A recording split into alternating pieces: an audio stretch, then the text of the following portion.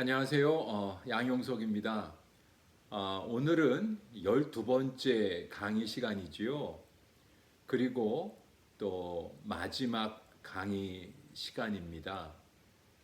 여러분, 마지막으로 제가 그 집단 의사 결정에 관해서 강의를 드리고자 합니다.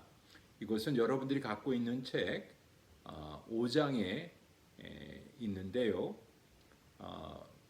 무척 중요한 장이라고 생각을 합니다. 꼭 책을 읽어보시고 제가 강의로 다룰 수 없는 포함할 수 없는 그런 내용들이 그 책에 있기 때문에 꼭 읽어보시면 분명히 여러분들에게 많은 도움이 될 수 있으리라고 생각합니다. 어떻게 보면 집단 의사 결정, 이것은 우리가 여태까지 공부해 왔던 내용들을 그 어떤 내용에 관해서 어떤 건설적인 제안을 해주는 그 챕터이기 때문에 꼭 읽어봐 주시기를, 강의뿐만이 아니라 나중에라도 방학 동안에라도 꼭 읽어봐 주시기를 제가 권면을 드립니다. 페이지 96페이지인데요. 집단 의사결정 5장입니다. 여기에서 그 저자는 서론에서 먼저 집단 의사결정과 개인 의사결정을 나누어서 설명을 하고 있습니다. 저자가 말하기를 일반적으로 집단 의사결정은 개인 의사결정에 비해서 보다 탁월한 결과를 가져오는 경향이 있는데 이는 시너지 효과 때문이라고 합니다. 옛 속담에 배직장도 맞들면 가볍다라는 말이 있듯이 의사결정에 있어서 두 사람 이상의 지식이나 경험이나 기술 등의 결합은 평균적인 개인의 의사결정에 비해 보다 높은 수준의 의사결정안을 도출해내는 경향이 있다고 합니다. 그렇다면 과연 어떠한 상황에서 집단 의사결정이 개인 의사결정에 비해 효과적인지, 그리고 집단 의사결정이 지니고 있는 장점과 단점은 무엇인지 살펴보기로 하겠습니다라고 이 저자는 이 서론에 설명해 주고 있고요. 그래서 계속해서 집단 의사결정의 장점과 단점에 대해서 설명해 주고 있는데요. 저자 이르기를 집단 의사결정은 개인 의사결정에 비해서 보다 유익한 점이 있는데 첫째로 보다 완벽한 정보 및 지식이라고 하는 거죠. 왜냐하면 많은 사람들이 자기의 의견을 집단 의사결정할 때 표출하기 때문에 보다 많은 자원과 목소리를 담지할 수 있다는 거죠. 두 번째, 다양한 견해의 증대. 상식적인 얘기죠. 다양한 사람들이 자신의 의견을 얘기하기 때문에 다양한 견해가 증대하는 거죠. 개별적인 그 개인의 목소리보다는. 세 번째는 해결책의 수용 증대. 최종 의사결정이 내려진 후에 수많은 의사결정들이 실패하는 경우가 있는데 이는 사람들이 그러한 해결책을 수용하지 않았기 때문입니다. 그러나 만약 그 결정 사항에 의해 영향을 받게 될 사람이나 그 결정을 집행하는 데 있어서 주도적인 역할을 담당해야 할 사람들이 그 의사결정 과정에 참여할 수 있게 되면 그 결정 사항을 수용하게 될 가능성이 더 높아지며 다른 사람들이 그 결정 사항을 수용하도록 고무시킬 것이다. 상식적인 얘기죠. 사람들이 많이 참여해서 해결책을 만들게 되면 그 해결책을 만드는 과정 속에서 사람들이 참여했기 때문에 그 해결책을 최종적인 해결책을 수용할 수 있는 가능성은 더 높아진다라고 하는 것이죠. 네 번째는 합법성의 증대. 자본주의 사회에서는 민주적인 의사결정을 가치 있게 평가한다. 집단 의사결정 과정은 민주적 이상과 일치한다. 그러므로 집단 의사결정은 단일 개인에 의해서 내려진 결정 사항에 비해서 보다 합법적인 것으로 지각될 것이다 라고 하는 것이죠. 그렇죠. 한 사람이 내린 결정을 여러 사람이 쫓아가는 것이 아니라 여러 사람이 함께 참여해서 그 집단 의사를 통해서 결정하게 된 사항이 있다면 그것은 여러 사람이 함께 참여했기 때문에 합법성이 증대될 수밖에 없는 거죠. 이러한 그 집단 의사 결정에 장점이 있음에도 불구하고 분명히 집단 의사 결정이 개인 의사 결정에 비해서 몇 가지 단점도 있을 겁니다. 그래서 저자는 설명하고 있는데요. 첫째, 시간 소비. 맞는 얘기죠. 집단을 소집하는 데 시간이 걸릴 것이고 토론하는데 집단 내에서 토론하는데 그 의견들을 수용하는데 받아들이는데 표출하는데 시간이 걸릴 것이고 그 집단된 그 의견들을 합법적으로 그다음에 합의를 통해서 결정을 내리는데도 시간이 소비될 것이라고 하는 거죠. 두 번째, 동조 압력. 집단에는 항상 그 사회적 압력이 있다라고 하는 것이죠. 집단 구성원들은 집단에 받아들여지고 인재로 대우받고자 하는 열망을 해내서 공공연한 불일치는 무엇이든지 억누르게 되는 결과를 낳을 수 있다. 그래서 동조 압력에 따라서 자신이 원하지 않는 다른 사람들의 의견들을 받아들이려고 하는 그런 경향이 있다라고 하는 거죠. 세 번째, 소수에 의한 지배. 집단 토론은 한 사람이나 또는 소수의 구성원들에 의해서 지배될 수 있다라고 하는 거죠. 그렇기 때문에 소수에 의한 지배가 가능할 수 있는 구조고요. 네 번째, 모호한 책임. 집단 구성원들은 책임을 분담하지만 최종 결과에 대해서는 실제로 누가 책임지는가. 개인 의사결정에 있어서는 의사결정의 책임 소재가 명확하지만 그러나 집단 의사결정에 있어서 특정 단일 구성원의 책임이 개인 의사결정에 비해서 명확하지 못하다라고 하는 것은 사실이죠. 여러 사람이 참여해서 결정을 내립니다만은 여러 사람이 참여했기 때문에 어떤 그 불특정 다수에 의해서 그 어떤 집단 의사가 결정될 수가 있고 그렇기 때문에 다수가 참여했기 때문에 개인 의사 결정에 비해서 누가 이 결정 사항에 대해서 책임질 수 있느냐라고 하는 책임의 소재가 모호해질 수 있다라고 하는 단점이 있는 거죠.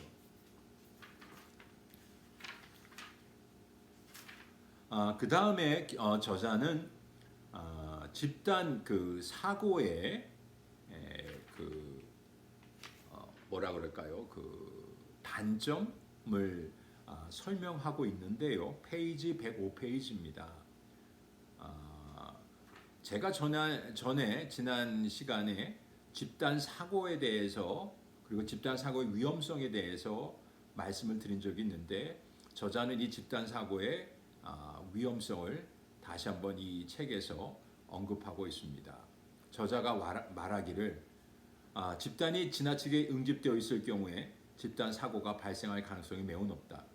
집단 사고란 집단의 실제적인 의사결정 사항에 대해서 지나치게 융합이나 만장일치를 추구할 때 고도로 응집된 집단에서 발생하는 효과적인 집단 성과의 위험 요인이다.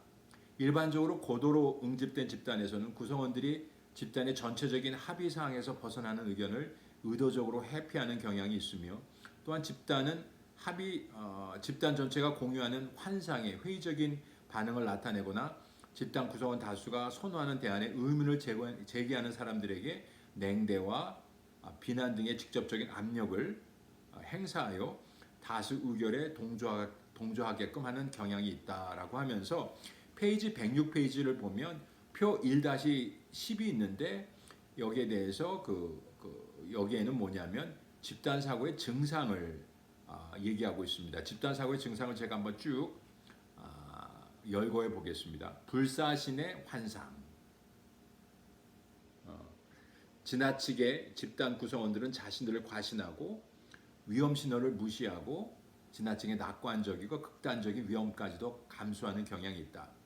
집합적 합리화. 집단 사고의 희생자들은 집단의 전체적인 사고에 반하는 경고 신호를 무시하거나 불신하는 경향이 있다. 도덕성의 환상. 자기네 집단은 늘 도덕적이고 윤리적이라고 하는 그리고 다른 집단의 입장은 사악하다라고 하는 근본적으로 이런 입장을 견지할 수 있다라고 하는 거죠. 지나치게 부정적인 고정관념. 집단 사고 희생자들은 반대 집단의 리더를 매우 나약한 사람이나 매우 우둔한 사람으로 간주하는 잘못된 편견을 가질 수가 있다. 강력한 동조 압력. 아까도 말씀드렸던 것처럼 집단 구성원들은 집단이 갖고 있는 어떤 그 의견에 대해서 동조해야 된다라고 하는 압력을 느낀다라고 하는 거죠. 그 다음에 반대 아이디어에 대한 자기 검열. 집단 사고의 희생자들은 집단의 합의 사항에 벗어나는 의견을 회피하는 경향이 있다. 만장일치 환상. 집단 사고 희생자들은 다수의 견해에 지지적인 발언을 하는 구성원들의 거의 모든 판단에 대해 집단 내에서 만장일치가 이루어질 거라고 하는 환상을 지니고 있다. 독단적인 심리적인 보호자. 이거는 뭐냐면 집단 사고 희생자들은 과거 의사결정안들이 지니고 있는 효과성과 도덕성에 대해 그들이 공유하는 만족을 파괴하는 반대 정보로부터 리더와 동료 구성원들을 보호하는 심리적인 보호자로 자신들을 임명한다라고 하는 거죠. 여러 가지 집단 의견이 가지고 있는 장점이 있음에도 불구하고 이것이 어떤 그 유연성을 상실한 집단 사고로 경직화될 때 집단 사고는 굉장히 위험한 요인들을 지니고 있다라고 하는 거죠. 그렇기 때문에 한 집단이 자신들이 갖고 있는 집단적인 사고가 이런 유연성을 상실하고 굉장히 엄격한 딱딱한 아니면 자기 집단만 우수하고 다른 집단들은 잘못됐다라고 하는 이런 이분법적인 사고를 지닐 경우에 잘못된 집단 사고를 가지게 되고 이러한 것들은 장점보다는 부정적인 측면으로 변모될 수 있다라고 하는 것을 이 책에서 이 저자는 지적하고 있고요. 108페이지 표 1-11을 보면 이러한 잘못된 경직된 집단 사고를 극복할 수 있는 방안을 얘기해 주고 있는데 저는 굉장히 중요하다라고 생각합니다. 이러한 집단 사고를 극복할 수 있는 방안으로서 이 저자는 개인적인 차원, 조직적 차원, 회의 운영적 차원, 그리고 리더 및 관리자적 차원에서 여러 가지 방안을 설명해 주고 있는데 들어보세요. 굉장히 중요하다고 생각합니다. 첫째로 개인적인 차원에서는 극복 방안이 뭐냐면 두 가지를 얘기하고 있는데 첫째는 문제를 객관적으로 파악하고 비판할 수 있는 사고 내용을 배양한다. 두 번째는 집단에 정통한 외부 전문가와 집단에 대해서 신중하게 논의한다. 두 번째는 리더 및 관리자적 차원에서 네 가지를 제안하고 있습니다. 첫 번째는 모든 의견에 대해서 편견을 가지지 않고 공명정대하게 고려한다. 두 번째는 모든 사람들로 하여금 비판적 평가자의 역할을 담당하도록 하게 한다. 세 번째, 집단 의견에 도전할 수 있는 외부 전문가를 초빙한다. 네 번째, 적어도 한 명 이상의 집단 구성원들에게 악역을 담당하도록 한다. 세 번째는 조직적 차원에서 첫 번째, 집단적 사고를 예방할 수 있는 기술을 집단의 관리자들이나 리더들에게 훈련시킨다. 두 번째, 동일한 문제를 연구하는 몇 개의 독립적인 집단을 설립한다.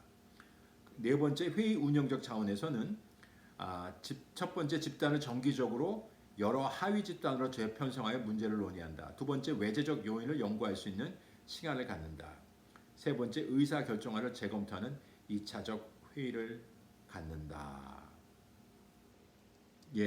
저는 집단적 사고, 경직화된 집단적 사고를 극복할 수 있는 방안으로서 이 저자가 언급하고 있는 방안들이 굉장히 소중하다고 생각합니다.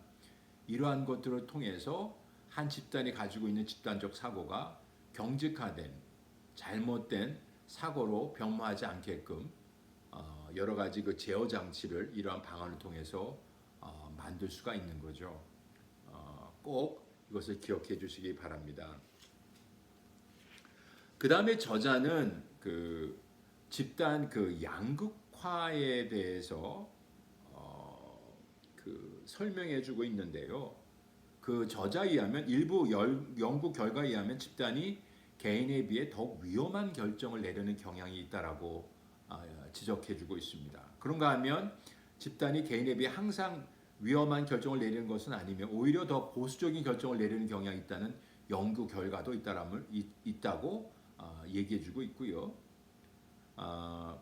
이렇게 집단이 개인에 비해 위험한 결정을 내리거나 또는 보수적인 결정을 내리게 하는 원인이 어디에 있을까라고 하면서 이 저자는 집단 양극화 현상으로 그것을 설명해 주고 있습니다. 일반적으로 집단 양극화란 토론 후 집단 구성원들의 평균적인 태도가 토론하기 이전에 취했던 평균적인 태도에 비해 더욱 극단화된 경향을 말한다라고 설명해주고 있고요. 예컨대 집단 토론 이전에 구성원들이 어떤 문제에 대해 약간 급진적인 태도를 취했을 경우 토론 후 집단 구성원들의 태도가 더욱 급진적으로 변하는 경향이 있으며 토론 이전에 구성원들이 약간 보수적인 태도를 취했을 경우에는 토론 후 집단 구성원들의 태도가 더욱 보수적으로 변하는 경향이 있다라고 지적해주고 있습니다. 저자는 집단 토론에 있어서 집단 양극화 현상이 발생하는 원인에 대해서 저자는 적어도 세 가지 그 요소를 가지고 그 왜 집단 양극화 현상이 발생하느냐를 설명해주고 있는데요. 첫 번째, 가치관이나 태도의 공유. 어떤 사람이 토론하는 가운데 집단 토론 참여자 다수가 자신의 견해와 일치된 생각을 갖고 있다는 것을 알게 될 경우 그 사람은 자신의 견해에 대해 신념을 더 강화시키게 되며 그 결과 토론하기 이전에 비해 더욱 극단적인 견해를 갖게 될 것이다 라고 설명해주고 있고요. 두 번째, 설득력 있는 주장. 설득력 있는 주장은 집단 양극화를 발생시킬 수 있다. 즉, 집단 토론에서 어떤 사람이 특정 문제에 대해 확고부동한 견해를 교수하고 있고 이를 다른 구성원들에게 설득력 있게 설명할 경우 그 견해에 대해 약간 미온적인 입장에 있던 다른 사람들은 그 견해가 옳다라고 확신하게 될 것이다. 다시 말해서 특정 토론 참여자의 설득력 있는 주장은 다른 토론 참여자들의 의사결정에 영향을 미칠 수가 있으며 나아가 이는 집단 양극화 현상을 발생시킬 수가 있다. 세 번째, 책임의 분산. 책임의 분산은 집단 양극화를 가져올 수 있다. 앞에서 고찰한 바와 같이 집단의 그 의사결정은 개인적 의사결정에 비해 책임 소재가 불명확하다는 속성을 지니고 있다고 얘기했죠. 다시 말해서 집단 구성원들은 집단의 결정이라는 점에서 특정 의사결정이나 의사결정 결과에 대해서 개인적으로 책임지지 않아도 된다고 생각할 것입니다. 이러한 책임의 분산으로 말미암아 집단 구성원들은 그들이 개인적으로 의사결정할 때보다 더 급진적인 결정안들을 수용하거나 지지하게 될 것이다라고 하는 거죠. 자, 이렇게 그 여러 가지 그 집단 사고의 경직성이라든지 그 위험성, 그 다음에 왜 이러한 그 집단 양극화가 발생하는가 그 원인에 대해서 이 저자는 설명해주고 있고요. 그러면서 마지막으로 집단 의사를 어떻게 결정할 것인가 그 구체적인 기법에 대해서 설명해주고 있는데 무척 중요합니다. 페이지 111페이지부터 시작되는데요. 꼭 읽어보시고 이것을 여러분들이 속해 있는 어떤 집단이라든지 공동체라든지 조직 속에서 잘 활용하시면 잘못된 집단 의사 결정을 내린다든지 아니면 경직화된 집단적 사고를 갖는 그런 위험성을 굉장히 감소시킬 수 있다라고 생각을 합니다. 여기에서 대략 그 네 가지 정도의 그 집단 의사 결정 기법을 설명해주고 있는데 저는 이 중에서 한 세 가지 정도가 무척 중요하다라고 생각하고 있거든요. 그래서 세 가지 정도를 설명을 드리고자 합니다. 그리고서 마지막 정리를 할 텐데요. 집단 의사 결정 기법으로서 첫 번째 상호작용 집단 기법이 있습니다.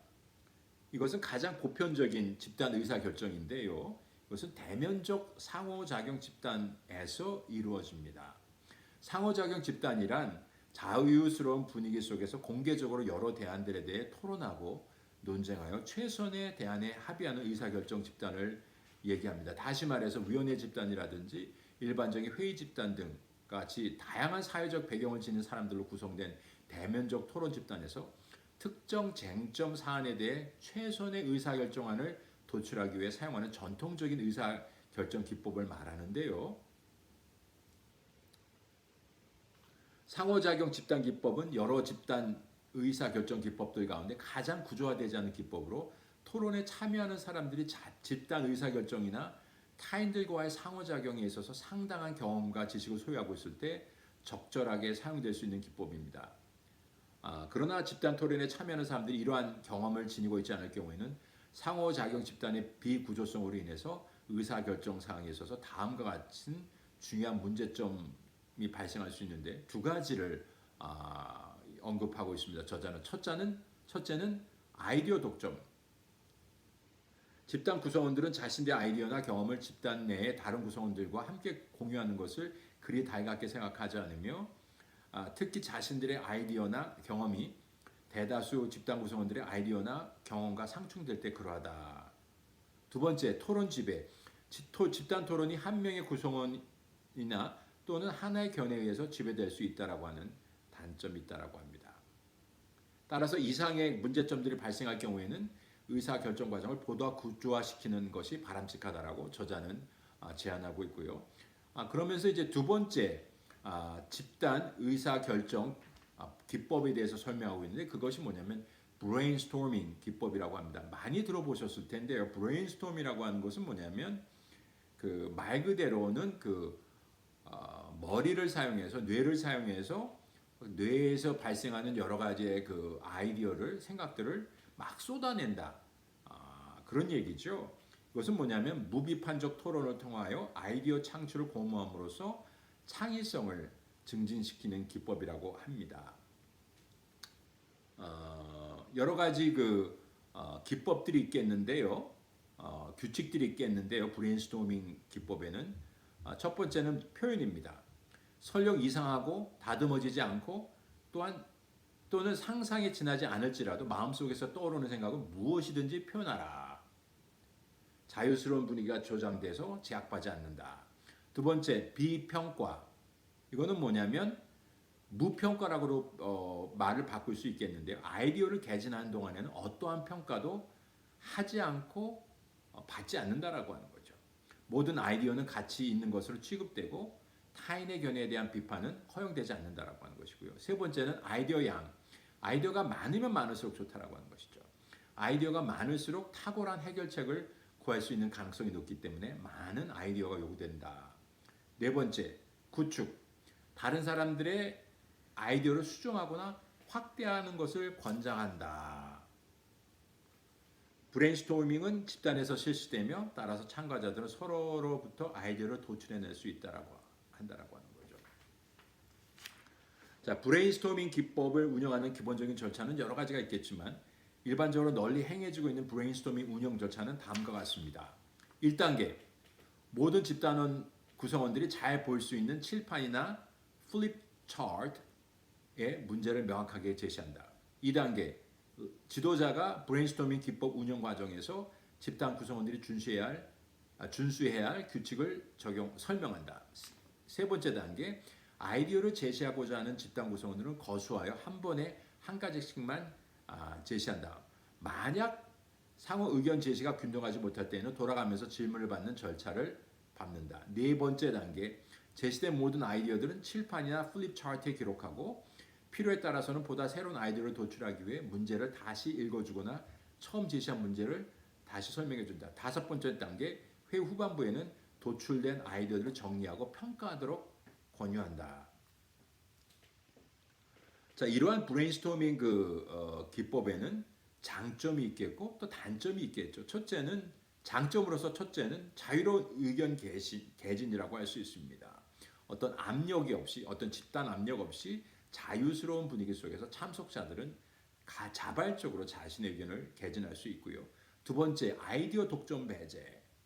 모든 구성원들이 동등하게 의견을 창출할 수 있기 때문에 일부 집단 구성원들에 의한 아이디어의 독점적인 개진을 감소시킬 수가 있고요. 세 번째, 새로운 지식 습득. 이거는 뭐냐면 회의 후반부에서 도출된 아이디어들을 평가할 수 있기 때문에 다른 구성원들이 제시한 아이디어에 의해서 새로운 지식을 학습할 수 있다고 하는 것이죠. 그런데 이러한 브레인스토밍이 가지고 있는 또 단점은 뭐냐면 첫 번째, 자유스러운 집단 분위기 조성. 브레인스토밍은 자유로운 집단 분위기와 규칙 준수를 전제로 하나 이를 조성하기는 쉽지 않다라고 하는 것이고요. 두 번째, 적용상의 문제. 새로운 제품 생산 및 새로운 서비스 제공에 관한 의사결정과 같이 불확실한 사항의 하에서의 의사결정에는 적합하지 못하다라고 하네요. 세 번째, 타인의식. 아이디어를 창출하는 동안에 다른 집단 구성원들이 존재하기 때문에 일반적으로 최소한의 복종, 결정사항 변경, 집단 사고를 초래하는 동조, 극화현상, 자기 검열을 이끌어낸다라고 합니다. 자, 그 다음에 세 번째로 집단 의사를 결정하는 어떤 기법으로서는 명목 집단 기법이 있는데요. 명목 집단 기법이라고 하는 것은 뭐냐면 언어적 의사소통을 거의 허용하지 않는 매우 구조화된 회의에서 사람들이 함께 아이디어를 제시함으로써 창의성을 증진시키는 기법입니다. 집단의 결정하는 사람들이 투표한 결과를 수리적으로 계산하여 결정하는데요. 그리고 이러한 기법은 구성원들로 하여금 구두로 의사소통을 하지 못하게 하면서 함께 회의를 진행해 나간다고 해서 초기 연구자들에 의해서 명목 집단 기법이라고 불리었습니다. 따라서 일단의 사람들은 명의상의 또는 명목상의 집단이 되는 것이겠죠. 명목 집단 기법의 운영 절차는 일반적으로 다음의 절차를 밟으면서 진행되고 있습니다. 첫 번째, 집단 토론을 주재하는 지도자는 철판이나 플립 차트에 작성된 문구를 간략하게 정리하여 문제나 쟁점 사항에 대해서 소개합니다. 일단 구성원들이 그 문구를 이해했으면 보통 10분 내지 15분 정도 조용히 말을 하지 않으면서 서면으로 쟁점 사항에 관한 아이디어를 창출해냅니다. 두 번째 단계는 구성원들은 사발통 문식으로 돌아가면서 서로의 아이디어를 교환한다. 다시 말해서 개개인의 구성원들은 다음 사람이 자신이 제시한 의견에 덧붙여 의견을 개진하기 이전에 쟁점 사항이 기입된 확인을 필요한 문제지를 받아 그 밑에 아이디어를 기입하고 이를 진술한다. 세 번째 단계는 주로 아이디어를 명확하게 하는데 초점을 맞추면서 그 항목을 토론하도록 요구한다. 네 번째 단계는 구성원들은 자신들이 선호하는 5개의 해결책들을 단순히 배열하고 색인 카드에 자신의 선택안을 기입한다. 그 다음 지도자는 그 카드를 수집하고 집단 의사 결정안을 도출하기 위해 각 결정에 대한 빈도를 계산하여 순위를 결정하고 집단에게 그 결과를 알려준다. 다섯 번째, 투표에 대한 간략한 토론. 여섯 번째, 재투표. 이러한 명목 집단 기법이 지니고 있는 주요 장점은 다음과 같답니다. 명목 집단 기법은 공식적으로 첫 번째, 독립적인 사고. 명목 집단 기법은 공식적으로 집단 구성원들을 소집하여 한 정소에 모이게 하지만 상호작용 집단과 같이 독립적인 사고를 제약하지 않는다. 두 번째, 익명성. 주제가 매우 민감하거나 참가자들이 다른 참가자들이 제안한 견해를 이상하다고 생각하거나 하찮게 생각하거나 또는 그에 반대되는 아이디어를 가지고 있다 할지라도 그 중요성에 관계없이 익명으로 아이디어를 개진할 수 있다고 하는 것이죠.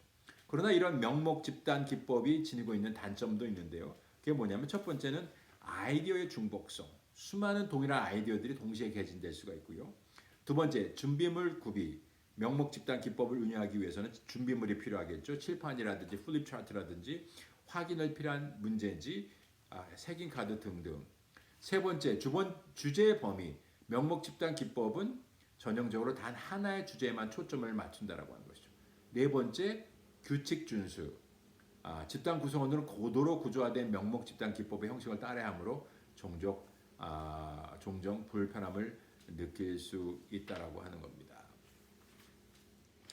자, 이렇게 저희가 집단 의사 결정에 있어서 필요한 기법에 대해서 여러 가지 세 가지 기법에 대해서 장황하게 말씀드렸는데 제가 한번 요약해 보자면 상호작용 집단 기법은 집단 구성원들 간의 응집력을 증대시키고 특정 문제에 대한 구성원들의 관심이나 참여나 애측 등을 유도해내는데 유용하게 활용할 수 있는 기법이고요. 브레인스토밍 기법은 사회적 압력을 상당히 배제시킬 필요가 있는 상황에서 적절하게 활용할 수 있는 기법이고요. 명목 집단 기법은 구성원들이 성취감을 경험하게 하면서 많은 양질의 아이디어를 얻고자 할 때 적합한 기법이라고 간단하게 요약할 수 있습니다. 자, 이제 저희가 이번 학기에 집단 역동성이라고 하는 과목을 저희가 배웠고 이제 그것을 마무리할 시간이 돌아왔습니다. 거의 12주에 걸쳐서 저희가 집단 역동성이라고 하는 주제로 가치를 그 과목을 배웠는데요. 첫 번째는 저희가 그 집단 그 상담에서 발생할 수 있는 그리고 집단 아, 그 지도자 그리고 집단 구성원들이 실제적으로 구체적으로 현실에서 사용할 수 있는 기법들에 대해서 설명을 드렸고요. 그게 한 7, 8주 되나요? 그 다음에 나머지 3, 4주 정도는 제가 그 다른 책을 통해서 집단 역동성에 관한 어떤 이론적인 접근을 그리고 설명을 제가 여러분들에게 강의했던 것으로 기억합니다. 그래서 제가 집단 역동성의 이론성과 그다음에 현장성, 구체성을 현실성을 같이 결합하려고 했는데 이것이 효과가 있었는지 한번 제 스스로 저에게 자문해 봅니다. 욕심이 과했는지도 모르겠습니다. 현실성과 그 다음에 이론성을 같이 겸하려고 했던 건데요. 제 나름대로는 최선을 다해서 준비를 했고 가능하면 쉬운 용어와 그 적절한 예라든지 아니면 적합한 사례를 통해서 여러분들에게 강의를 드리려고 했는데 막상 마치려고 하니까 여러 가지 또 부끄러운 점, 좀 더 잘했으면 부족했던 점도 떠오르긴 하네요. 그러한 그거에 대해서는 여러분들께서 저의 강의에만 의존하지 마시고 저의 부족한 점은 여러분들이 갖고 계신 책이라든지 아니면 여러분들이 직접 참여하고 계시는 블렌튼 필에서 참여하고 계시는 피어 그룹 있지 않습니까? 그것도 일종의 그 집단 상담, 집단 역동성이 발생하는 장소이기 때문에 그것을 통해서 부족한 부분을 책과 여러분들이 실제 참여하는 피어 그룹을 통해서 부족한 부분을 메꾸어 간다면 좀 더 나은 이해와 접근을 집단 상담이라든지 집단 역동성에 대해서 갖게 되지 않을까 생각을 하게 됩니다. 이것은 단지 집단 상담이라고 하는 소규모의 그 집단에서만 필요한 것이 아니라 저희가 가졌던 통찰력이라든지 배움이라든지 이런 것들은 우리 모두가 여러분이나 제가 속해 있는 다른 공동체, 다른 집단에도 적용해 본다면 많은 도움이 될 수 있으리라고 생각합니다. 저희가 그 많은 분들이 다는 아니지만 또 많은 분들이 참석하고 있는 어떤 교회라든지 아니면 동호회라든지 아니면 지역사회라든지 우리가 속해 있는 여러 가지 집단이 여러 가지가 있지 않습니까? 이러한 집단이 많은 경우에 있어서는 긍정적인 영향을 저희들에게 미치지만 때로는 전에 아까도 말씀드렸던 것처럼 제가 몇 번 말씀드렸던 것처럼 집단이 가지고 있는 어떤 경직성이라든지 다수라든지 아니면 사회적 압력이라든지 이런 것들을 통해서 한 집단이 또 부정적인 영향을 집단이나 집단 구성원들이나 개개인에게 미칠 수도 있는 거거든요. 그렇기 때문에 항상 집단은 에는 갈등이 있는 것이고 그 갈등 때문에 많은 사람들이 상처받고 심한 경우는 그 집단을 빠져나와서 탈출해서 또 자기에게 맞는 다른 집단 이런 것들을 찾지 않습니까?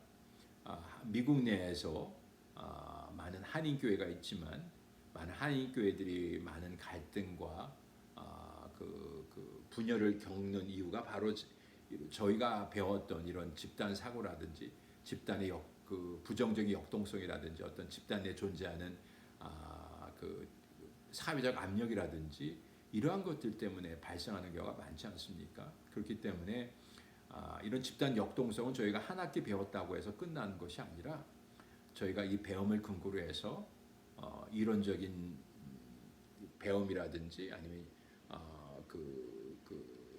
현실에서 발생하는 현장 속에서 발생하는 이런 배움을 우리가 가지고 좀 더 외연적으로 우리가 속해 있는 다른 집단들 속에 적용해 본다면 이러한 그 집단의 부정적인 영향이라든지 잘못된 그 면모를 최소화시키고 감소시켜 나갈 수 있는데 많은 이해와 실제적인 도움을 줄 수 있다라고 생각을 합니다. 한 학기 동안 여러분 그 온라인을 통해서 많은 배움이 있었기를 기대해 보고요. 이 온라인 그 강의에 바쁜 시간에도 여러분 참여하셔서 저의 강의를 들어주시고, 그 다음에 또 제가 온라인 상으로 올려놨던 질문들, 개인 질문들, 그 다음에 그룹 질문들에 대해서 참여하셔서 답글을 올려놓으시느라 수고가 많았음을 저는 짐작합니다. 그동안 고생하셨고요. 한 학기를 잘 마무리하시고 방학 동안에 좋은 경험, 여행을 가지시고 다음 학기에 또 뵙기를 소망합니다. 여러분들 건강하시고요. 좋은 방학을 가지시기를 소원합니다. 감사합니다.